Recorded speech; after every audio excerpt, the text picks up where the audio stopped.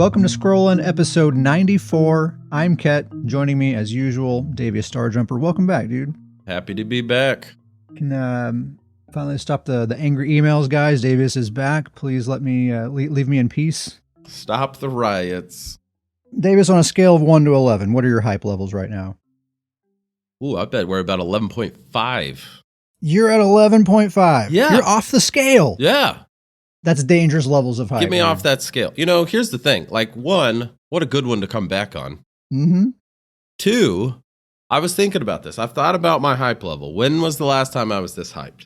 And this will really let... Years? The listeners will really get this. When they announced, and I'm not talking about the expansion, when they announced the expansion of Skyrim. When they said, you weren't excited for actual being in Skyrim. Yes. The announcement is what got you excited. The announcement. They're talking Skyrim. We're heading home to Nords. That was the last time I've been this excited for the game. Now, the Skyrim expansion was a little bit of a letdown. And that's okay. That's been a few years ago at this point. Yeah. But I'm at that same level of just, they said, hey, get hyped. And I feel like they delivered.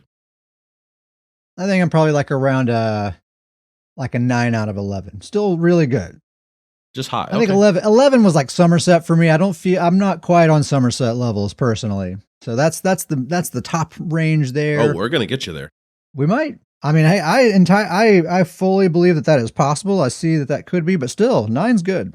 9 is 9 great. Out of 11, that's pretty good. 9 is great. And I think kind of the ESO community in general, I think that's just kind of the vibe. Like people are just like feeling good or like, okay, this is the year. We're doing it. All right. It's the one. So we have some stuff to talk about. We have that global reveal event live stream that happened last week. We're going to talk all about that. And then we have some patch notes to get into. So lots and lots of juicy stuff.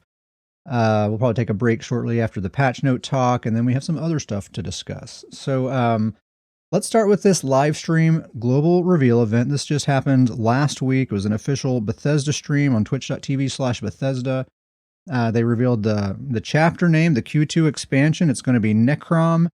And there's like a subtitle, Shadow over Morrowind. It's going to be released June 5th on PC, 2 weeks later on consoles. The new zone is going to be the Telvanni Peninsula, which is directly east of Stonefalls. It's part of Morrowind. And there will be a second zone that we'll be able to go to, which is Apocrypha. That's the realm of Hermaeus Mora. And that'll be the main dude, Daedric Prince. Is that what he is? He's one of those big boys. One of the big boys. He's one of the big ones. He's one of the big ones. He's one of the big ones. From like the footage and stuff that they showed, it seemed like we're working with Hermaeus Mora, not necessarily against him, but not totally sure about that. Yeah, they kind of left that up to the open, I feel like. It's a little question mark there, what's going on. And I think that's kind of the idea. Yeah. And it'll be Dark Elves. That's the race that we're primarily going to be kind of exploring their history and lore and all that stuff. So sorry, Davius, maybe next year, it'll be Nord time. Yep, we'll head back home to Nords. It's going to happen again. I have to say, though, I'm actually pretty excited about this because they did the brief, just kind of showed the zones.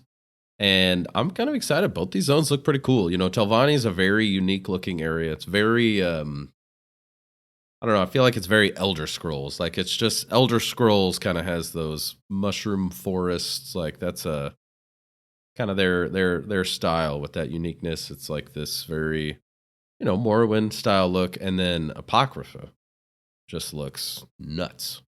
Yeah, like this like labyrinthine library sort of place. Do you think it's going to be like a huge zone? Like there's just going to be those books everywhere? Like everywhere you look is just books? I'm guessing so. From what they showed, that's all we really saw. So I don't know. I'm really curious about it. I'm guessing that Apocrypha is going to be kind of on that outer ring, right? Like when you zoom all the way out on the map, it's just going to be kind of out there somewhere. But seems cool. They described the chapter as Elder Scrolls meets cosmic horror. And to me, cosmic horror is synonymous with Lovecraftian, so it kind of, that goes along with like the trailer that they showed, which was, by the way, maybe the coolest trailer they've had. Maybe the best one ever. I will say that, like, you can tell with this one, they wanted to stick to a certain style, and like they stylized this entire expansion, and they're very particular about that. I feel like They that wanted really that showed. cosmic horror, that Lovecraftian. There's a lot of tentacles and a lot of just creepy, dark stuff. Really cool. Honestly, the vibe is awesome. I feel like the general response across the community has been like, "This looks dope. I want to check this out." They revealed this most requested new feature that they teased us about not too long ago. It's a new class. Davis, that was your main prediction, wasn't it? There was going to be a new class. New class. They did it. Took me by surprise, but pleasantly surprised. So the new class is the Arcanist. First impressions, Davis, what do you think of the Arcanist? I think it looks fantastic. Even the people that were guessing new class, like nobody guessed this one. I think it's really cool that it was kind of out of left field. Nobody guessed this one. And I think it's really good I don't know if this will make sense. Maybe you'll have a better word for me, but it's good to bring more magic into the game because like I know all classes have, magic abilities and things like that, but really the only true pure kind of magic class I feel like is Sork, maybe a little bit Templar, but now they're bringing in this like the whole nother level of magic in the game. And I think that's good for this game. Like it's a whole different style, but a lot more magic into the game. Yeah, it is very magic-y. The theme of the Arcanist class, they're all about acquiring knowledge and then using that knowledge to cast spells. So they're summoning tomes and runes and things like that. The animations that they showed in the footage and stuff looks awesome. Looks fantastic. Just visually amazing. All these cool like geometric shapes floating around and tentacles and stuff. And it really fits the theme of the expansion. Like the class fits the theme of the expansion really, really well.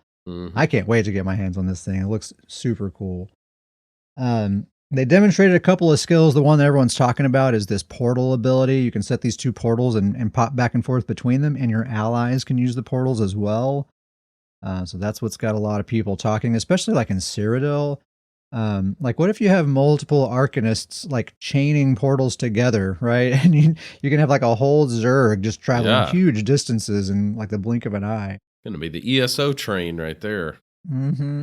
Cool though. I'm really interested to see those possibilities.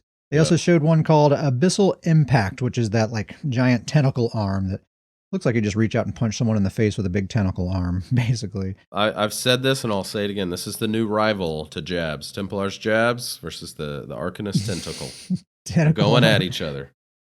So I wasn't sure. I mean, they didn't really say what it is exactly. I don't know if it's meant to be a spammable or like a burst attack or like just a CC ability. Not sure exactly. They just kind of showed the animation and that's it. The class is going to have a combo system. So certain abilities will generate these combo points that they're calling crux. And then other abilities will consume those combo points for an enhanced effect. They didn't say what those enhanced effects will be, but I'm sure it'll be something like more damage or applying a status effect, something like that. They said that it should be easy to learn. There's only 3 stacks of these combo points that you can have. So you're not really going to be juggling a whole lot. They want the class to be unique, but also easy to learn, they said. I think it's going to be a really unique class in general, though. Like they said some vague things in the live stream. They didn't give away too many details. There's going to be some like kind of like a deeper dive into the class later on, but they kind of vaguely hinted that there's more to this class than what we have with other classes. And it kind of seems like maybe they were saying that spellcrafting system that a lot of us, including myself, were so sure that we were going to get this chapter, we might actually be getting it. It's just contained within this class. So, they are all about acquiring knowledge. Like they have a whole skill line that's all about summoning a tome, a book that you cast skills from.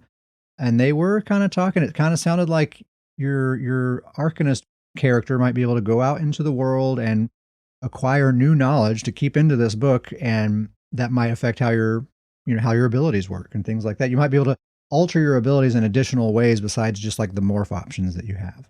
Yeah, that would be awesome. It would be like I feel like it'd be kind of like a combo of like the werewolf has like its own little quest line that you do to level it up. But this is like for a class. I feel like it'd be much more drawn out. And then, like you said, would it have effect on abilities? That could be really, really cool if that's something that they dive down. I think that's a really cool idea. If that's indeed what they did with this class, like this is the spellcrafting class. That's something that makes them unique and special. Mother of Dragons, thanks for joining us. Welcome, welcome. I think that's way cooler than just a generic spellcrafting system that anybody can use. Just a class that is dedicated to that seems really, really cool to me. Yeah. I mean, I kind of wish, not that they would do this, but I kind of wish every class had that, like some own unique quest line just for the class to kind of dive into the lore about the class. I think it's a really cool idea. And I wonder if it's a quest line or if it's more like an ongoing thing. Like I could just continually I want do this. Yeah. Yeah, I want to alter this ability in this way. Like I want it to deal frost damage now. I changed my mind. I wanted to do something else, and you go find some new information to learn a new thing or whatever. Totally just speculation, right? But they watch that stream and watch the part where they're kind of talking a little bit more in depth about the Arcanist. They're hinting at something. Well, and you made a great connection that, that whole spell crafting was all about like runes and drawing a rune on and like this whole class is drawing those runes in the air, and some weird similarities there for sure. And they showed some footage of something happening with that book that you summon. Like you're actually opening it up and there's like drawings and stuff in there. I think there's something going on with that. They said there's going to be more details about the Arcanist after the Q1 dungeon DLC comes out. So we'll have to wait at least 6 weeks to get any more details than what they just gave in that live stream.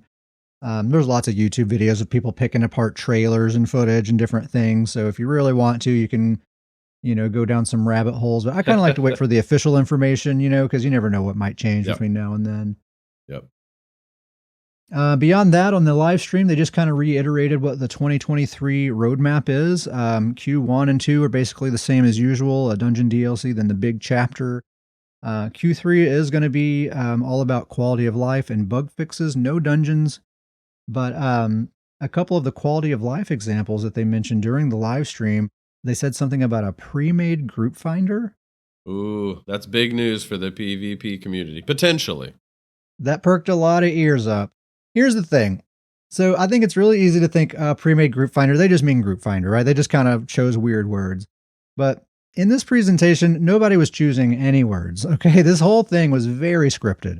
I'm pretty sure they were even like just straight reading from a teleprompter a lot of the time. Like they were reciting lines. They weren't just like saying words off the top of their head. They said the words pre-made group finder, and they know as well as we do the context that the word pre-made is used in. It's just Battlegrounds, basically, nowhere else. So I don't know, like you said, the PvP community has kind of worked itself up into a frenzy over this, thinking like we might be getting a lobby system here in Q3, which would just be amazing. I mean, that would be I would be over the moon for that, man. Like I would just be so pumped about that. Yeah, that would be pretty awesome. It'd also be awesome if they gave us a lot of freedom. Like maybe you could just have one person per team, 2 people per team, or maybe you could have like maybe someone wants to be like a 1vx god or whatever, and they're just a solo team, and then you have 2 4 squads, and see how that you could just try all kinds of stuff out. Endless possibilities with this. Yeah, maybe just you and me, just the 2 of us could jump in and want to just have a whole map to go at each other. Like that would be cool. Like that would be, well, it wouldn't be good for me, but well, I don't know. There's all sorts of cool ways you could even use that for like training purposes. If you're trying to help a friend that's inexperienced at PvP, go in there and kind of talk about strategies and stuff, Yeah, think of the PvP practice you could do with that, or the build testing, or like, hey, let me try this real quick, man. And like me, I don't really enjoy dueling very much because you're kind of confined in this little area. And my play style, I like to like run around and all that kind of stuff. I like to use the environment. Can't really do that in dueling, but hey, I'll go 1v1 and somebody in a battleground map. Absolutely. That'll be great. They also said something about an all-in-one attunable crafting station.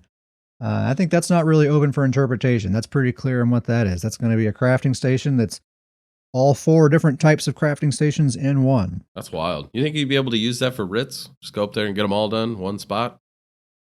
Ooh, what if someone developed an add-on that literally is just a one button do all writs? Just a one and done. Well, you'd have to still do your provisioning and probably enchanting and potions, right? Or alchemy. But still, you get a big chunk of them done all Yeah. at once anyway. Yeah, I didn't even think of that. That's cool. What I was thinking of is like those guild halls that have literally every crafting station in the entire game, just reducing that clutter by literally 75%. 4 crafting stations reduced down to 1. Yeah, I didn't even think about that, like the housing take on it. Mother of Dragon says it would save you a whole 3 minutes. That's a big 3 minutes, Mother. And then for Q4, not a lot of information there. All they said was something about an endless dungeon with a buddy. And that seems pretty interesting. Some kind of new mode of PvE, which I'm game for. I'm happy to see them trying different things. Do you think that this endless dungeon, you think this is going to have dungeon type rewards, or you think they're going to approach it with arena type rewards? We're going to see a new arena weapons with this thing? That's a good question, because if it's endless, you normally get weapons as a reward at the very end of a thing. That's something I'm very curious about, is how they are going to dish out the rewards in general with this thing. If it's literally endless, like you're going to have to get rewards somehow. So how's that going to work? There's got to be some sort of checkpoint or something. And is it going to be like just waves of things coming, or is it just going to be like a procedurally generated, you go through a different room and it just kind of makes one for you right then and there? Or I don't know. But I'm guessing it's just going to be like total endurance, like see how long you can go before you die. And there'll be leaderboards and all that kind of stuff. Yeah. I think this is actually a really cool addition for high-end PvE players to have kind of like an endless challenge, if you will. I mean, when you go PvP on in-game, BGs are endless. Like it is an endless. You're just hop into BG match after match after match. There's always somebody better out there. Guarantee it. But to kind of, have on the PvE side for them to have this kind of endless challenge, I think this is a really cool addition to the game. Yeah, I think that'll be cool. I'm curious to see. I think it'll be a little while before we get some more details about that, but the concept seems neat. In general, the response to the live stream in general seems to be very positive. People are pretty hyped about the game. Like you log into the game, it seems like there's just a lot of people online right now. Queue times are really fast. I see a lot of names that I've never seen before kind of showing up. It just seems kind of like there's a little bit of buzz going. It feels good. The vibe's good. Yeah, like a swirl of positivity going around the game for sure. And much needed, man. It's been a few years. We needed since that feeling's been prevalent.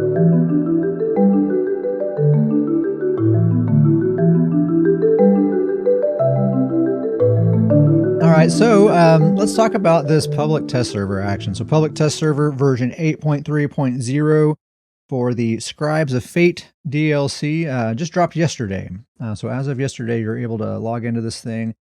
So that means this is probably going to release sometime mid-March, like 6 weeks from now. That's a typical Q1 dungeon pack. So there's 2 new dungeons. One is called Bal Sunar in Stonefalls. The other is called Scrivener's Hall in the Rift. You get the typical rewards. You can get a new skin. There's mementos, dies. There's a new unique tool. Davius, are you looking forward to getting a unique tool? What is this unique tool you speak of? No, I'm gonna get me that tool. I'm getting me that tool. I looked through the patch notes. They do not explain what the unique tool is, but I'm very curious about that. Oh boy. Titles, housing items, that kind of stuff. And of course, there's a bunch of armor sets. There's a bunch of sets from the dungeons, and they also added a few new rewards for the worthy sets as well. We're just going to pick 2 apiece to talk about. So, Davis, why don't you go first? What are the 2 sets that you want to talk about? All right. First one that that caught my eye is it's a light armor set. I don't remember what dungeon it comes out of, but it's called Rightmaster's Bond. The 2 through 4 is Magicka recovery, 4% healing done, and then just maximum Magicka. And then the 5-piece on this one, I think this is actually going to be a pretty good healing set. Healing an ally within 12 meters with a direct heal creates a 15-meter tether between you and that ally for 10 seconds. It has a 15-second cooldown. You and allies touching the tether are healed every second.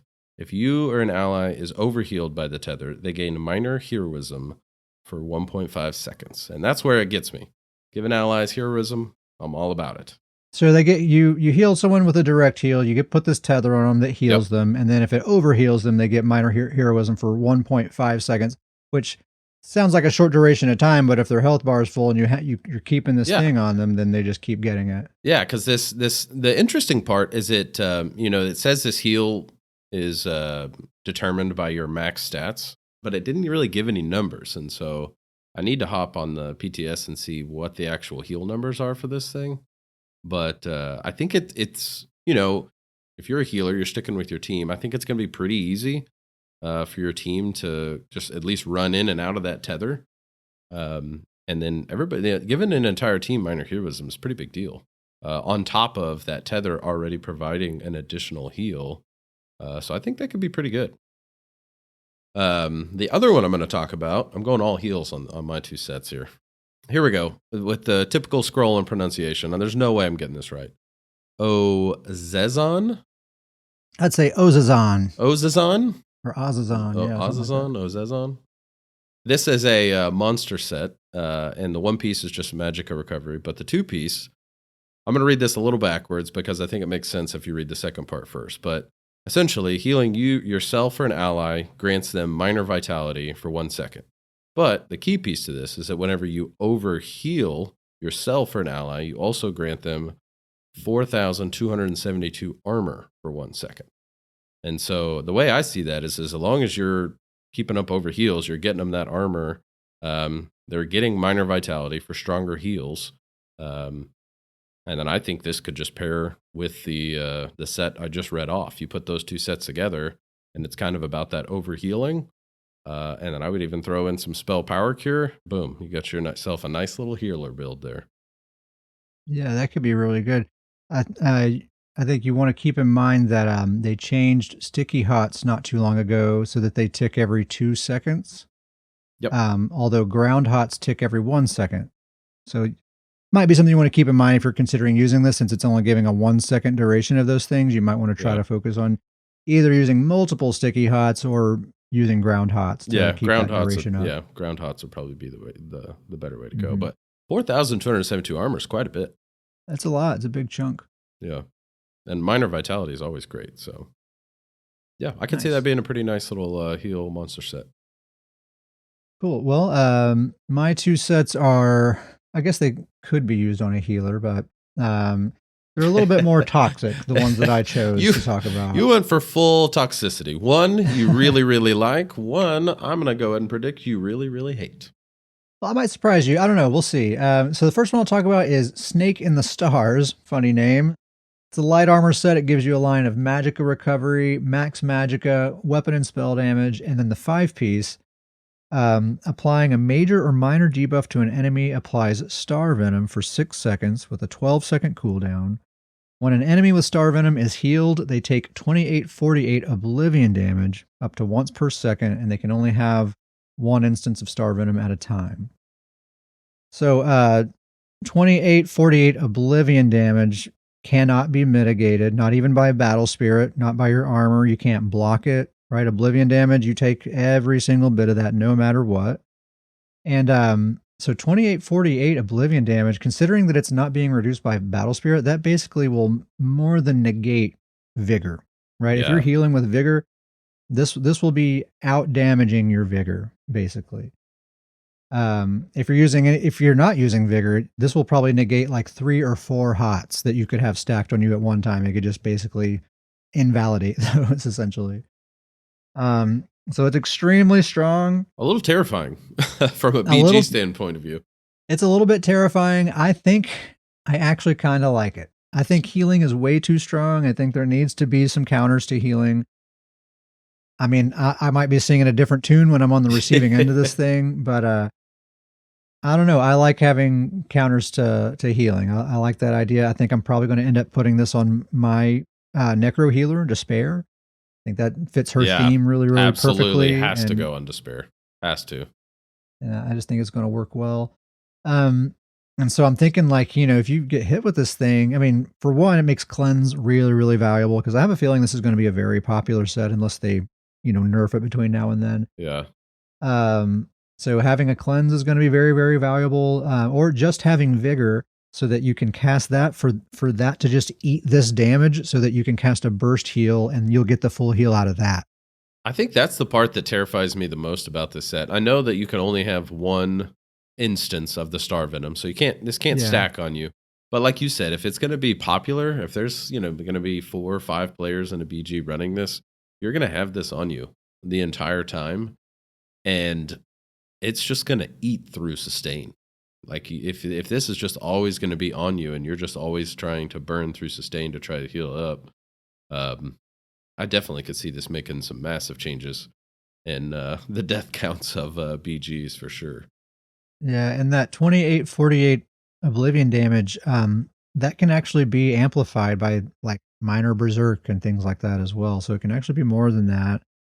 That's a scary set, but in a good way. Like I said, healing is way too strong. We got to do something about healing, and this is something. This going to stop healing for sure. Yeah. The other set I want to talk about is Judgment of Akatosh.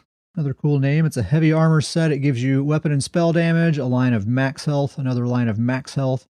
The 5-piece gives you one of those kind of extra bonuses of 2291 armor. Pretty nice little chunk of armor. And then the real 5-piece bonus is when you deal direct damage with a blink, charge, leap, teleport, or pull ability, you distort time on your enemy. After 3 seconds, the enemy bursts with temporal energy, snaring all enemies within 12 meters by 70% for 6 seconds and stunning them for 3 seconds. It can be blocked, and it has a 15-second cooldown. So let me reword that, I think, to make it just a little more easily digestible. Basically, when you deal damage with a gap closer ability, you put sort of like a curse thing on the enemy, and then they explode after 3 seconds, and that stuns everybody in a 12-meter radius, and it slows them down by 70% for 6 seconds. I'll reword it a second time, or a third time, in the sense that it's Dark Convergence 2.0, but instead of pulling you in, it just leaves you with the mess.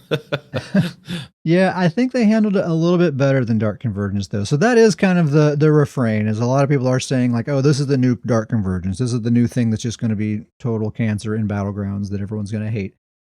I see that potential, but I think there are a couple of saving graces that maybe are going to make it not so bad.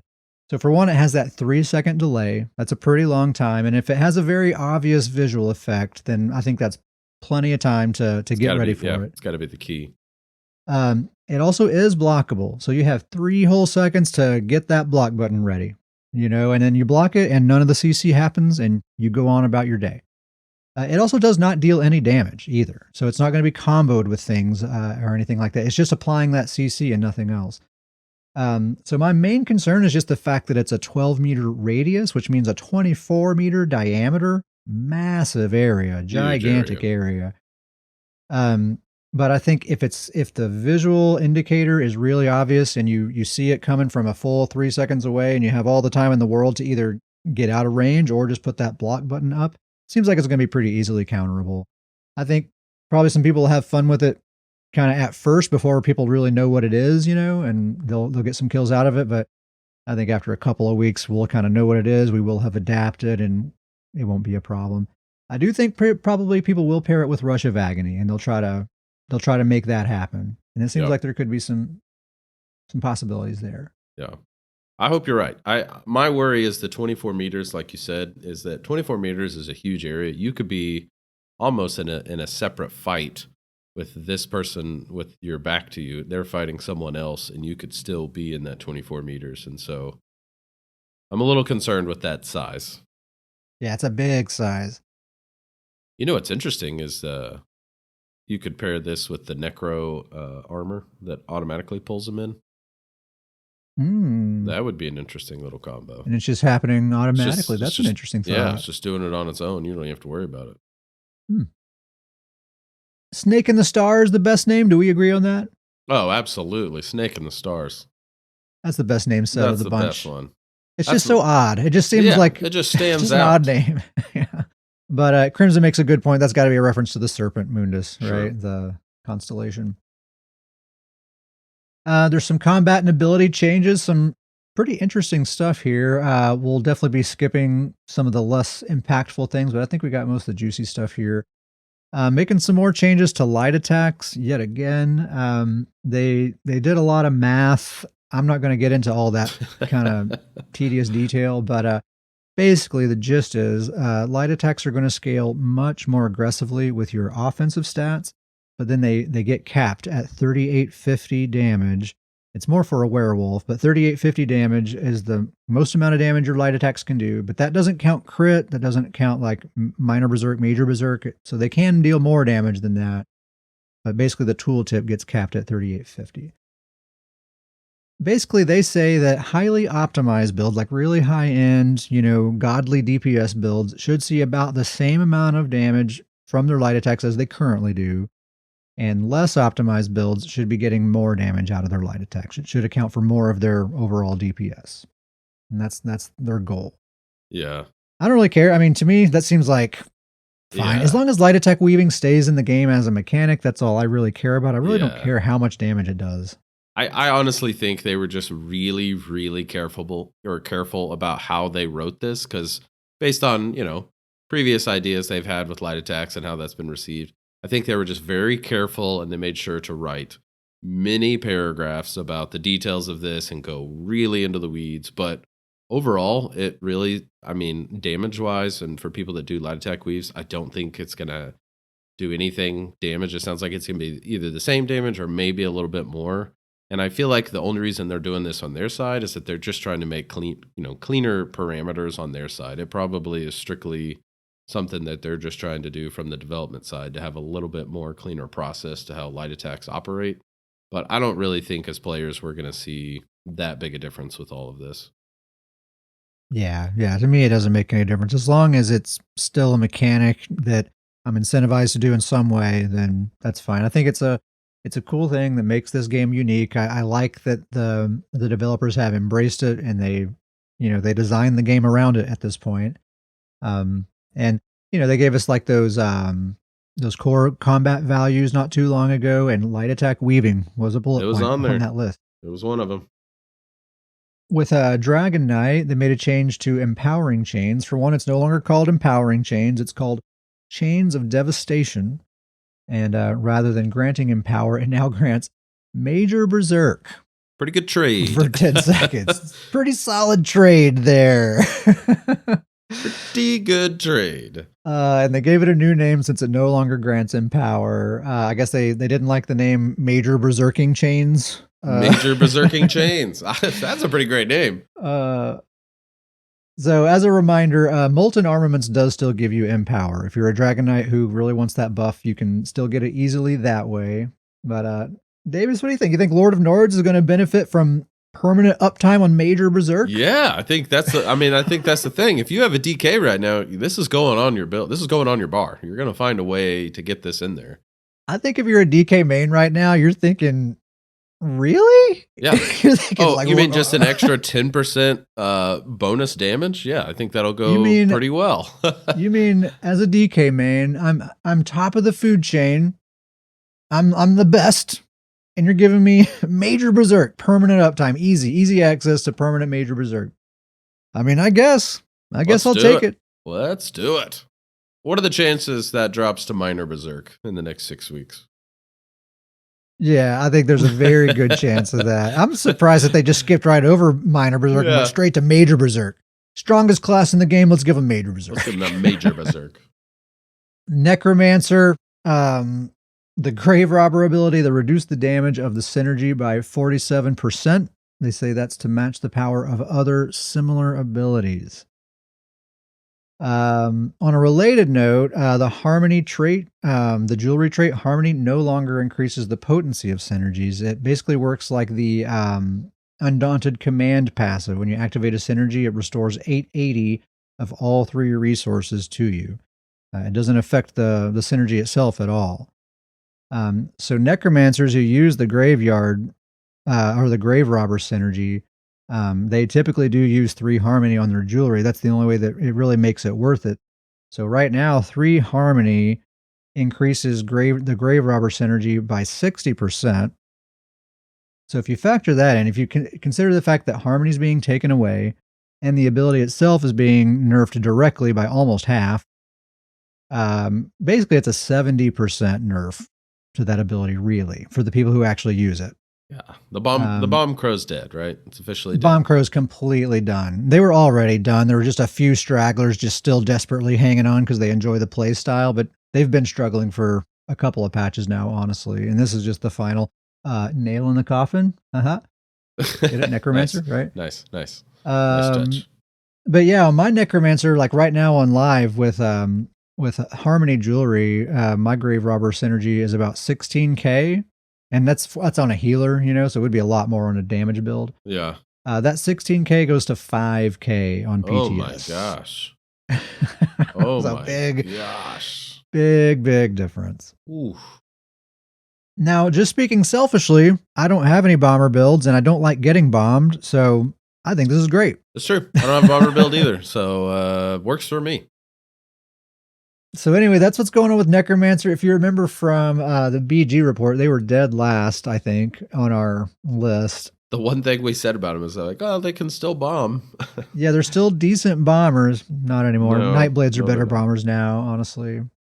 So, it's sad for the people who do like that playstyle. And the thing is, like, what other niche does Necromancer even fill? What else are they even good at? Not really anything right now, So, it's weird to take that, like, kind of the one thing that they still had going for them, sort of, away. They're kind of floating, they're kind of out there floating on a raft in the middle of the sea right now. Mm-hmm. So anyway, sorcerers. Looks like maybe shield stacking sorks might be making a comeback. So the Conjured Ward ability, that's the class damage shield ability. They increase the size of the damage shield by 10% for the base ability. They increase the max health cap to 55% instead of 50%. It now scales between either the highest of your max health or your max magicka, whichever one's highest, rather than just your magicka. And then the Hardened Ward morph, they increase the size of that damage shield by another 7%. So that's 17% total increase if you count the base buff, right? And they increase the max health cap to 72% instead of 60%. So just in general, a way bigger potential on that Hardened Ward shield. And that's the kind of the primary defensive tool for sorcerers. Kind of that's their, the way they describe it in the patch notes is that's their defensive identity. But it hasn't been a very effective defensive tool in quite a while. There's been a lot of changes made to the game since that was, that used to be a really good way to play, and it just hasn't been in a long time. This might put it back where it needs to be for Sorks to start using it. The devs say that they think this is going to help Sorks both defensively and offensively, since they'll be able to stay on offense for kind of longer windows of time with bigger shields. Man, it's been a long time since I feel like we've seen the actual shield Sorks. Long time. The shield Sorks, it's been a while. I mean, you do still see them, but it's just not as effective as it used to be, not nearly. And then Mage's Wrath, that's one of the morphs of the famous Sork execute ability. So the Mage's Wrath morph now deals its execute damage to all nearby targets rather than dealing a smaller amount of damage to the nearby targets. So they all get hit with the execute damage. They also increase the radius to 5 meters instead of 4 meters, which is, you're actually getting 2 extra meters there, right? Because you're getting 1 meter on both sides of the circle there. Yeah. So it's instead of an 8 meter area, it's a 10 meter area. So you're going to be cleaning up some groups with this thing, I think. Yeah, I think with our execute Sorks, you know that's going to be amazing with that Kavach Gladiator. Absolutely, this is going to be the morph to go with, especially on that execute Sork, the Sam Sork. Mm-hmm. I use the Endless Fury morph right now because it helps with sustain quite a bit, but forget that. I'll just do more dark deals. It's fine. We're going Mage's Wrath. Sam said something about maybe pairing it up with Plague Break, just wiping groups with that combo there. Sorks don't seem happy. If you look on the forums and on the subreddit, you look at guild chat and everything, every Sork is saying, this isn't nearly enough. This isn't going to cut it. Sorks need more than this. Here's the thing. That seems to be the common refrain everywhere you look. The Sork players need to listen to Scrollin, make themselves a Sam Sork, and they'll be happy as can be. They'll be happy campers. That'll work. Yeah, it is funny to see that. And it's like, I'm telling you, it seems like the unanimous opinion, of everyone online. It's like, man, Sorks just aren't in a great spot. But then you get on our Discord server and everyone's getting like 20, 30 kills a match on their Sork. Everyone's just like having the time of their life on their mag Sorks right now, like match after match after. If I'm having a bad day and I was like, you know what, I want 30 kills. I'm just going to log in with my Sork real quick. And guess what? I'm going to get them. This happened to you the other day. You shared a screenshot and I said, man, you're just taking people out early this morning. You said, yeah, it was early, drinking coffee. I did, just kind of want to have a relaxing 30 kill match. No big deal. Yeah, I just did one match. I logged on with the mag Sork. A quick clean 30-0. I'm like, all right, I'm good for the day. I'm going to log back off. Could not do that with any other tune. Absolutely not. So I mean, I get that Sorks maybe aren't the 1vx gods that they were at one point in history, but I just don't think that's a measure of what makes a class good, if they can take on a Zerg of 30 people or not. Not at all. I think they're great. I mean, who has a better ranged offense than a Sork? Absolutely nobody. So that's all we got to say about Sork. Templar. All right, Templar finally getting some attention. So now, hold on, Davius. Now we went for Sork's great shape. All right, let's go to the other side of the spectrum here.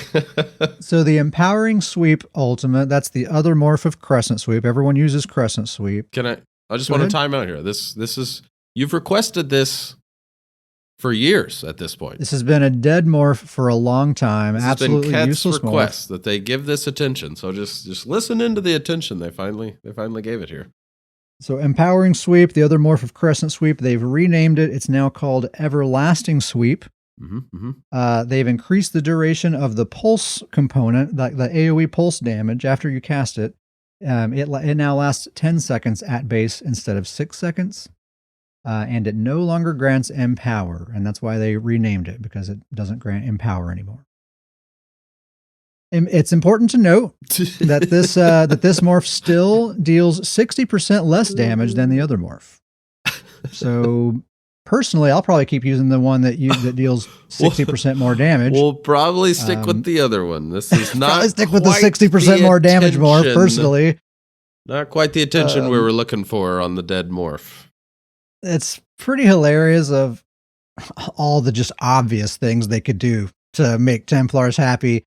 No, we needed 2 more damage ticks on the AoE component of Empowering Sweep. That's the problem. That's what we needed to do. Meanwhile, Dragon Knights, top of the food chain, let's give them permanent Major Berserk. Seems good. Which you even made the funniest point to this is that if you use this ability in a group, you get the 10 seconds anyways. Yeah. If you hit somebody, if you basically hit anyone, like what this morph does is it extends the duration of that pulse based on how many people you hit. It usually lasts at least 10 seconds anyway. You're really not getting anything out of that. Plus, you're just not going to use this morph. I mean, the other morph does 60% more damage. So you're just going to use that one. Yeah. And nothing else for Templar. That's the only thing that happened for Templar. Everlasting Sweep. It just blows my mind just that this is what Templar got, and Dragon Knights get permanent Major Berserk. Just absolutely mind-blowing. It's everlasting, though. Yeah, 4 more seconds, 2 more damage ticks. Yeah. Love it. Wardens. Wardens. For Wardens, the Cutting Dive, that's the stamina morph of the class spammable. It no longer requires that your enemy not be off balance in order to apply the dot. So now it just applies the dot anytime it hits anybody. Crystallized Shield got some much needed nerfs. So basically, I'm going to kind of use my own words to describe this because their words are sort of confusing. Basically, none of the versions of this ability refund magicka anymore. The base ability and the Shimmering Shield morph now grant 2 ultimate whenever the shield takes damage.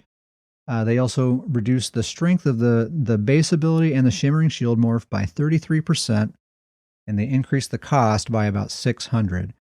And you're going to really feel that cost because 600 more cost, and it no longer refunds magicka as part of like what the skill does. So you're really going to feel that magicka cost. It's actually a pretty expensive ability. It just doesn't feel very expensive because it has that refund.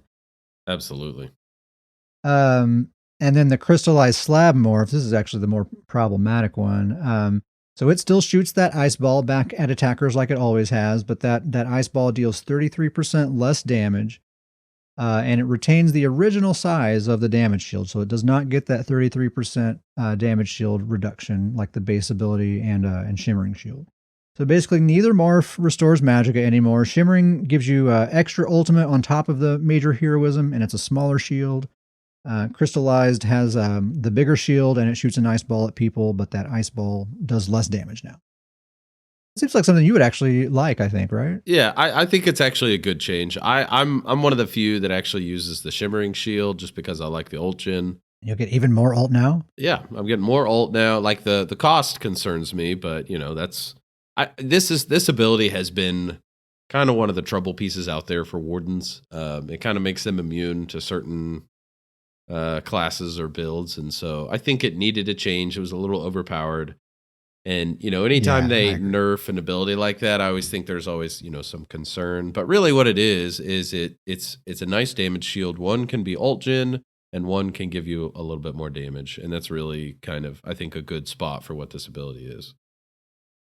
Yeah, it was definitely doing way too much and way too easy to sustain. Yes. I think just the fact that they're making it harder to sustain, that alone, I think, is going to make it like it's not going to be permanently active on every warden all the time anymore. No, and I mean, like I said, I used to, I play this on my warden build, and I would just spam this thing. Like if I was in a tough spot, I would just spam this thing as I was trying to get out of that tough spot, and that's just not going to that shouldn't be able to happen. Yeah.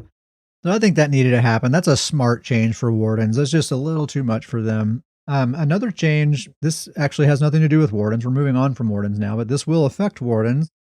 Wall of Frost. It no longer immobilizes chilled targets. It gives them a 40% snare instead. And it also applies minor breach to anybody standing in it now as well. That seems pretty good to me. That's not really directly related to wardens, but a lot of wardens do use Wall of Frost for the root. I think this basically fixes my complaints about the CC situation in Battlegrounds right now. It's basically, I don't really have a problem with wardens, honestly. It's just Wall of Frost that I have a problem with, and a lot of wardens happen to use Wall of Frost. Yeah.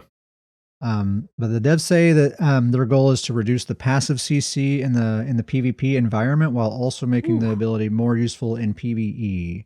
Love to hear it. Best change of the PTS right there, I think. Absolutely. That's the best change of all. Best change. That's going to make just the battleground environment so much more enjoyable just to be in, just to exist in and engage, like as a melee spec especially, just to actually walk up and be able to fight in melee range and be able to control your character somewhat. This will have a twofold effect too. So the fact that it doesn't root people anymore means fewer people are going to even want to use it. So you're just going to see it a lot less. And when you do see it, it's going to snare you instead of root you. And it's not an automatic snare. You still have to be chilled for it to do that to you, So it's pretty nice actually. This should make an immediate difference in a BG, seeing the frost everywhere. I think we'll notice this right away. And by the way, wardens do have the gripping shards ability, which is basically the same thing as current Wall of Frost. It's a ground, ice ability that immediately immobilizes. They don't even have to be chilled. It just immediately immobilizes anyone that it hits. It's basically like a warden's version of Talons. So they still have that option for that playstyle. It's bad for Despair because she uses Wall of Frost right now, and she's all about having like all three forms of CC all over the ground, and she's not going to have that anymore. But I think it's for the greater good, really. Yeah, absolutely. The two-hander ability, Wrecking Blow, that's the other morph of Dizzying Swing. It now grants Major Berserk for 5 seconds when you use it. So not only DKs, but any two-handed user is going to have Major Berserk basically permanently. This has to become the more popular morph, right? Like Dizzying Swing, drop it now and switch to Wrecking Blow, right? I would think so. I would think that Major Berserk's going to be hard to pass up. I mean, especially if that's your spammable, you just Major Berserk full uptime. That's pretty good. Mm-hmm. I think it's going to be a really, really good patch for brawlers in general. Yeah. They're just making a lot of changes here that just seems like, the CC is going to be more bearable. They're giving like this Major Berserk to basically all brawlers. It's brawling. I think it's going to be a good time for brawlers. What they're saying. It's brawling time. Yeah, it's brawling time. And then for Vampire, pretty major changes to Mistform. They've basically kind of reinvented this thing. So for context, the current version of Mistform, right? It's a toggle ability. You turn it on and you turn into this Mistform, and you have complete CC immunity while you're in that form, and you have 75% damage mitigation as well. That's what it does right now.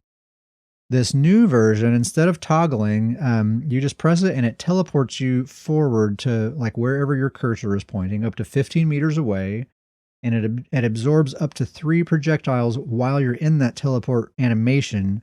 And it has that 33% ramping cost, just like Streak, so it costs more and more and more when you use it back to back.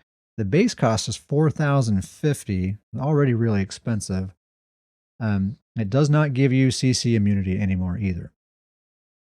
Let me read these morphs and then we'll kind of talk about it. The Elusive Mist morph, it now gives you major evasion in addition to the expedition that it already gives you.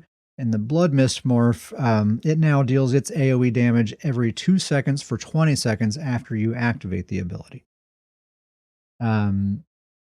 Which actually seems to make it a lot more useful in my opinion. But basically the conversation is this the new Streak? Did they just give basically a streak to everyone?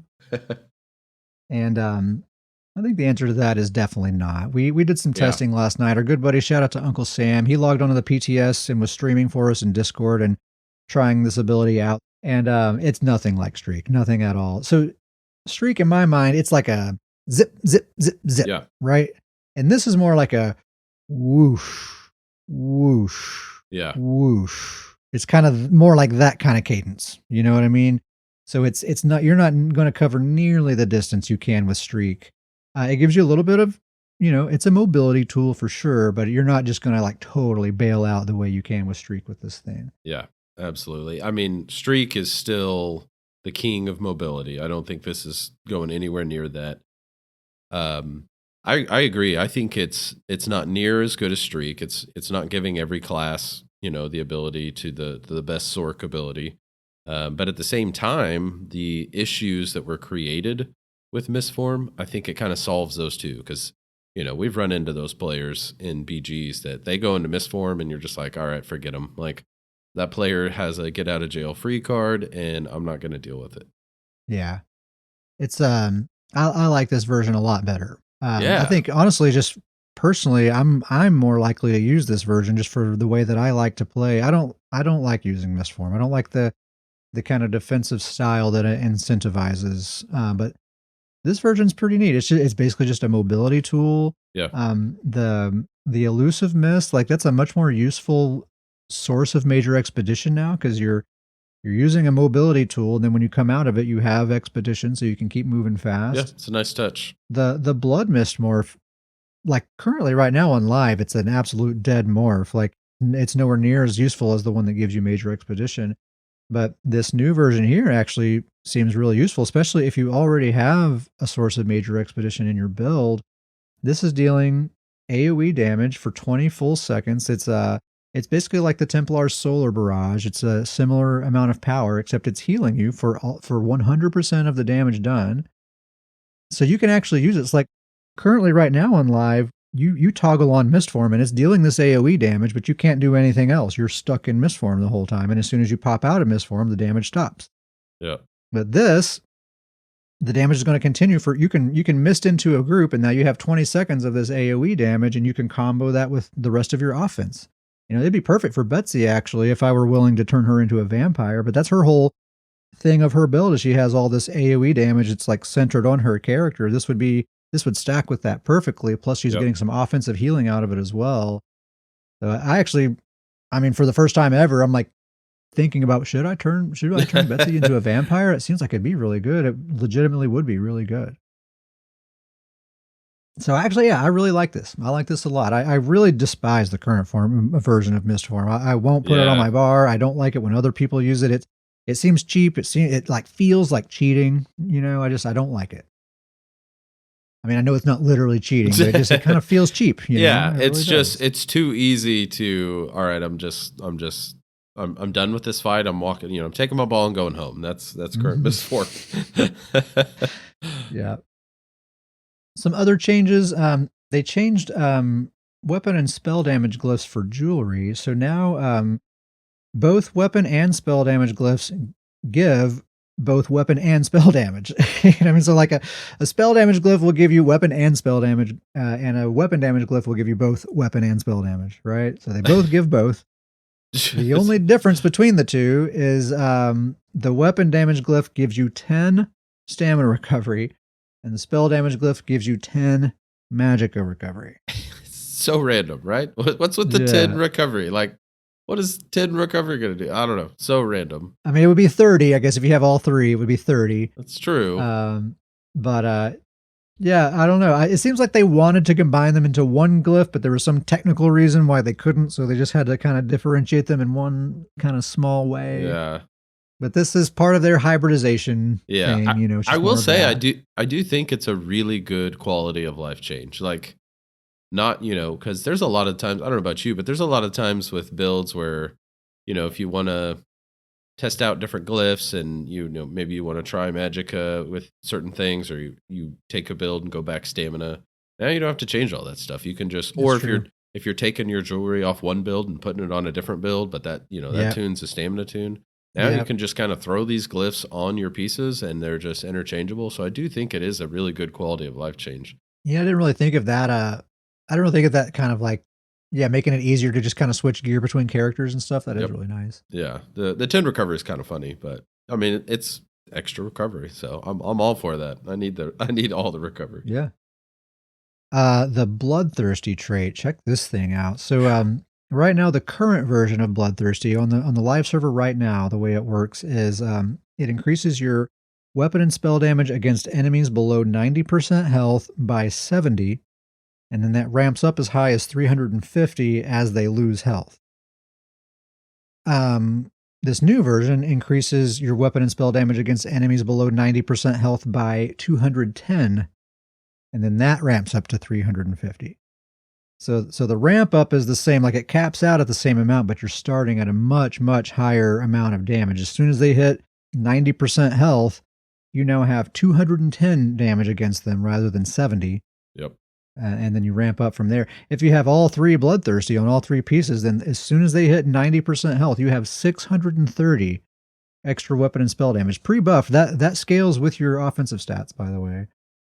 Or with like your damage amplifiers, like medium armor passives and all that kind of stuff.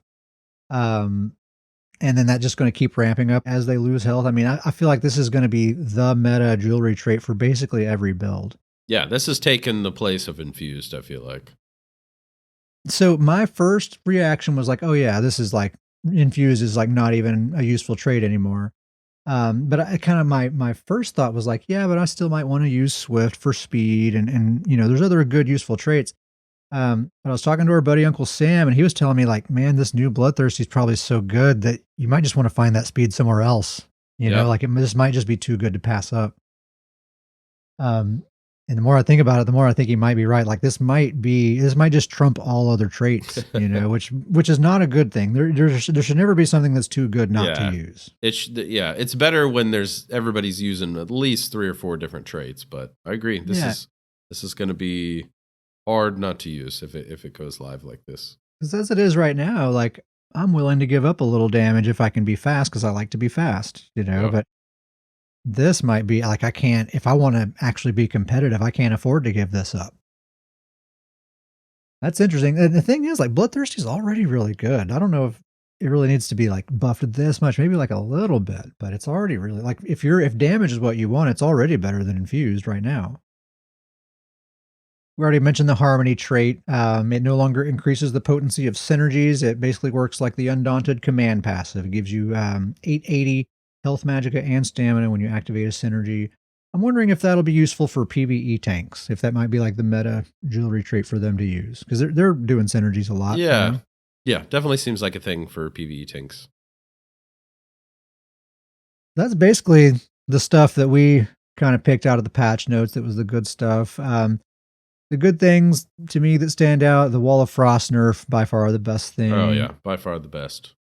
The nerf to the Warden's Shield, really good thing. I really like the Mist form change now that I've kind of chewed on it a little bit. You know, I was unsure at first, but I think it's good. I like it.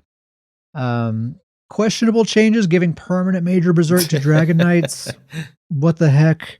Necro Bombers completely deleted, which means what place do Necros even have now? Templar, I just wrote question mark, question mark, question mark. Just 3 question marks. Hey, it's everlasting, okay? It's everlasting. What the heck with Templar? And then that set Snake in the Stars. Really curious to see how that thing's going to turn out. I think that's probably a good thing, but I'm uneasy about it. Anything else to say about the patch notes, Davius? No, I agree with that. I'm just excited, obviously with this patch, but just excited with the kind of the swirl of excitement that's with the game right now. Like you said, we're seeing a lot of players that we haven't seen in a while kind of popping back on. A lot of new players. It's been exciting. Yeah, there is definitely some buzz going on. You can feel it. Like you log on, it just seems like there's just a little bit more people running around than usual, and the chats are really active. Like the queue, like I said earlier, the queues are really fast. We're seeing a lot of names in BGs that we don't normally see. It just kind of feels like people are feeling good about ESO. It's great. It's a great feeling. It is a great feeling.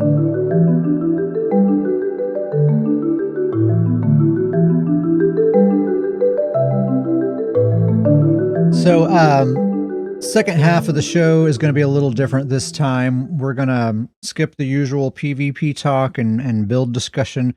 That'll all be back on the next episode, so don't worry about that. But it's going to be a little different this time. So we are coming up on our 100th episode. It's just on the horizon. It'll be here in like a couple of months. And I've been saying for a while that if we made it this far, I would start considering the possibility of asking for support. And this is something I'm nervous about. I've been thinking about it for a long time. I'm very uncomfortable talking about it, but I'm going to power through. Your stress levels have been high. Yes, my stress levels have been very high, but it's been on my mind a long time. I think I have some good ideas worked out here, so I want to share these ideas with you guys. But first, I want to read a review by Jay Hall on the Apple Podcast app. A mature conversation about ESO and PvP. Been really getting into this podcast. Love the PvP build chat. You don't really get this on any other ESO podcast. Looking forward to more. Freaking awesome review. Yeah, so Jay Hall, whoever you are, if you're listening, thank you so much. What a just picture perfect review, right? It's like short, sweet, concise, very well worded. It tells person reading it exactly why they might like this show or not. It's just like everything you want in a review. Yeah, we appreciate it, Jay Hall. What's nice about reviews like that on the Apple Podcast app is that increases our show's visibility. Every time we get a review or a star rating, that makes us appear higher in the search results whenever people search for relevant keywords like ESO or Elder Scrolls or something like that. So the more reviews, the more ratings we get, the more people end up finding our show. So 94 episodes, guys. We're finally calling in a favor. If you could please go to the Apple Podcasts app, specifically the Apple Podcasts app, find our show, give us a written review and a star rating. The written review has the biggest impact as far as visibility goes, but the star rating also helps. That'll just help us appear higher in those search results, makes it easier for people to find their way to the show. So if you could do that for us, we would greatly appreciate it. In addition to that, we are experimenting with a Patreon. I got a couple of disclaimers here. Disclaimer number 1, I have no idea what I'm doing. Okay, I'm a total noob. I have no idea how to do this. I want feedback. Please tell me what you think. I'm going to lay out the whole plan here, and I want to know what people think. I also want to give a disclaimer that this is going to be just a very short plug at the end of each episode, just a little reminder that, hey, you can do this thing if you want, and then we're done. But just since we're kind of revealing this for the first time, I am going to kind of spend some time on this and get into the details, but we're not going to do this every episode, okay? I really mainly just want our longtime listeners to fully understand what the plan is. I want to give everyone an opportunity to give feedback. I'm very, very willing to be completely flexible on basically every aspect of this because I'm totally new to it. The goal is just to cover the expenses of doing this thing. We have software subscriptions that we use, different pieces of software to edit We have hardware to maintain. We have a media host that has annual fees. If we could just cover those expenses, that would be awesome. Anything beyond that, just dreaming big, pie in the sky in the future, it'd be nice to pay a for real graphic designer to make us some artwork someday. Maybe one of these days we could upgrade our audio equipment or our recording space just to have higher, better quality recordings. A few months ago, I bought a brand new laptop solely for the purpose of making a better podcast. No other reason. I wouldn't have bought a new laptop if I wasn't doing this podcast. It would be nice if the podcast could help, pay for those kinds of things.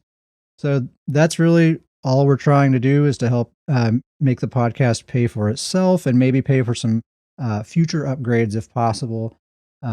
That's really all we're trying to do. I also want to make a promise that we will not ever sacrifice the integrity of the show. No component of the show will ever be locked behind any kind of paywall. Nothing like that. We are looking to create some small supplemental things to kind of give a little nudge to people who are already thinking that it might be kind of nice to support the Scrollin podcast. This is just meant to be a gentle little nudge to say, hey, just go ahead and do it. That's all it's going to be. Also, I want to promise that there's never going to be any advertisements on this show either. I am staunchly, philosophically opposed to the concept of advertisements in general. There will never be advertisements on this podcast. I would rather be homeless than have advertisements on my podcast. So that's not going to happen. That's my promise to you. Okay, that's all my disclaimers. So with all that said, it's patreon.com/Scrollin podcast is where you can go. There's only one tier. You can receive Stoon's Boon. The old Stoon's Boon. For $3 a month. I'm super proud of the name, Stoon's Boon. It's fantastic. So for $3 a month, you can receive Stoon's Boon. Patreon, by the way, keeps 25 cents out of that $3. So not a bad deal at all, actually. If you have Stoon's Boon, then what you get with that is full Discord benefits, and I'll explain more about that here in a minute. Please don't grab your pitchforks. It's not too bad, I promise. You also get a guaranteed shout out on every single episode, and we have some bonus material as well. So let me explain this Discord situation. So current Discord members, every single person who is currently on the Discord, from the bottom of my heart, guys, I appreciate you so much. I think we are so incredibly lucky to have such a supportive group of friends. I honestly just can't tell you how much you all seriously mean to me, and I hope you stick around forever. I really do. So what we're doing is we are grandfathering you into the Discord situation. I've put you all into a role named Elder Goon. So you are all henceforth the Elder Goons. And basically what that means is you'll retain full Discord benefits for life. Your name now appears in Mythic Orange in the Discord to set you apart from everyone else. You have a private Elder Goons voice and text chat area that only you and administrators have access to. The administrators are just me and Davius, by the way. And you'll be guaranteed to get a collective shout out on every single episode. So that's a start, at least. I think we'll probably think of some more ways to show appreciation in the future, but hopefully that's at least a start. And then going forward, any new members to our Discord, of course, they're a Stoon's Goon, like always. They can use all the basic functions. They can join voice channels. They can use the text chat. They can, hang out, be a part of the community, play video games with people. But some of the little extras will be disabled. So, and again, I'm totally open to changing basically any aspect of this based on feedback. So please let me know. But the way I have it set up right now is new Discord members, they cannot upload attachments. They can watch people stream, but they cannot stream themselves. They won't be able to listen into the podcast recordings like we're doing right now. And their name will appear in the default gray color in the Discord. So that's how I have it set up for new Discord members. Please give me feedback about that. But then anyone who is a Stoon's Boon recipient, any Patreon supporters, They basically get the same status as an Elder Goon, get all the benefits that they get with two small differences. One is their name will appear in legendary gold rather than the mythic orange of the Elder Goons. And they'll have a separate private chat area that's separate from the Elder Goons area. And then, of course, any Elder Goon can receive Stoon's boon, and they'll have access to both chat areas, right? So I want the Discord to remain open and welcoming. I want anybody to feel comfortable and like they're a part of the community. But like I said earlier, I just kind of want to have these small incentives for people who are thinking that they might like to support the show. I want to find a balance there. So that's why I want to get that feedback. And then the guaranteed shout outs, that's self-explanatory, right? All Stoon's boon recipients are guaranteed to get an individual shout out on every single episode. We will say your name on every single episode. That's worth the $3 right there, right, Davius? I mean, shout outs. The OG goons know that's the value right there. I mean, you got to figure you're getting two shout outs a month. That's $1.50 per shout out. I mean, in this economy, you're ripping us off. That's a heck of a deal for the shout out right there. We're losing money here, all right? The usual shout outs will continue. So the people who are in chat, the people that we play with all the time, shout outs by request, all the usual shout outs will continue like always. Don't worry about your shout outs, guys. And of course, the Elder Goons will get their guaranteed collective shout out every episode as well. As far as the bonus material, this is subject to change. We're open to ideas. Right now, we have supplemental videos, basically to kind of be a companion to the podcast. It'll be a lot of kind of like demoing the builds that we talk about on the show and different things like that. I'm going to be consistent with it since I am asking for something in return. I'll keep those coming at a pretty steady rate. No more YouTube videos. They're going on Patreon instead. So basically the only thing I'll be putting on YouTube is just the podcast itself from now on. We'll also have some written guides on there. We actually already have a few. I'll be doing some extra mini pod recordings just once in a while. So that won't be every week or anything, but like things like last week, Zoss had that live stream event and I was kind of feeling excited about it. I wanted to say something about it right then. So I just hit the record button and started talking for like 12 minutes. And then I had that up on the Patreon like an hour later. You know, since it's not a full-on podcast, I don't have to do all the formatting and all the editing. I can just kind of quickly record something, throw it up really quick, and then it's there. So I think I can kind of do that on a fairly consistent basis, but I'm only going to do it when there's like things that are worth talking about. It's not going to be like an all-the-time thing. The show music is downloadable on the Patreon, so you can add that to your MP3 library. We'll be doing community polls. So like the BG report, for example, we can have the community have input on that to help us determine that final list that we come up with. I think that could be fun. And of course, the greatest gift of all is knowing that you're helping us keep the show going, right? So that is patreon.com/Scrollin podcast. And again, a reminder, going to be a super duper tiny short plug. Okay. This is the only time we're going to go into this level of detail with all of this stuff. And I also want to make a point to remind everyone that if you can't do the Patreon, then just come join the Discord. It doesn't cost anything to do that. We have one of the best communities on the internet. Everybody's welcome. We'd love to have you. So scrollinpodcast@gmail.com and we'll send you an invite. There you go. That's the whole spiel. Davius, what do you think? Yeah, summed up well. So, I got a couple notes on things that, So, like you said, I think that I think you did such a fantastic job explaining this and laying it out really well, that this is just an optional way to support the show, and really only that. Like, you still listen to the show. We still want all the people to come and hang out. Just an option if you're feeling up to it. Yeah, we both like enjoy our day jobs. We're not trying to quit our day jobs and make a career out of podcasting, right? We're just trying to make the podcast better, basically. Yes, absolutely. And the second one, I know we're not to shout outs yet, and you will probably cut this, knowing you. You'll cut this part out, but I do want to give you a shout out. I got to give a shout out to you because I just think you've put in a lot of work and a lot of thought into this, and I think you did such a good job and really set it up in a way that I think really reflects kind of how we both feel, that we love doing this. We have so much fun doing this.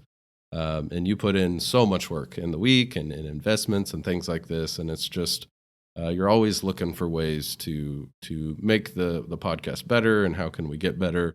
And I think this is just another piece to that. Wow.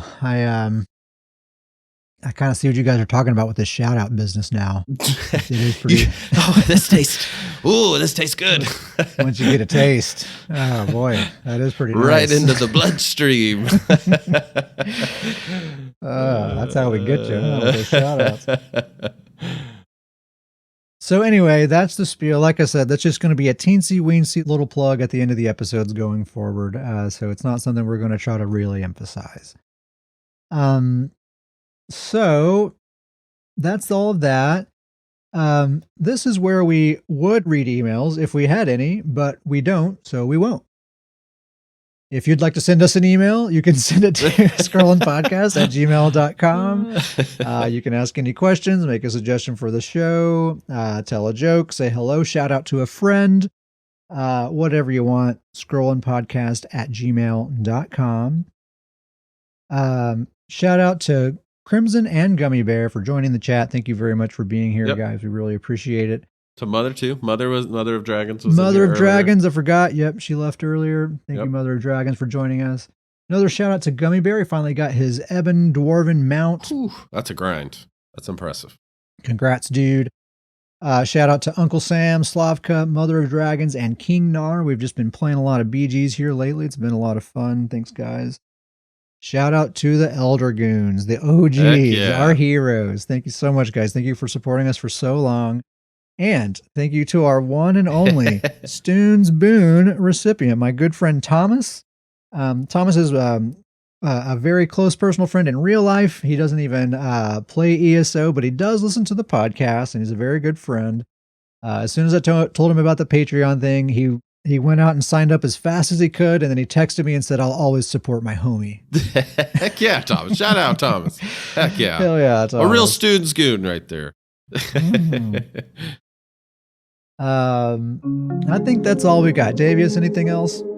I just have to say I'm happy that my voice officially held up for the entire show. You made it to the end. I'm surprised. It was a couple dicey moments, but we did it. All right, guys. Thank you very much for listening. We'll catch you next time.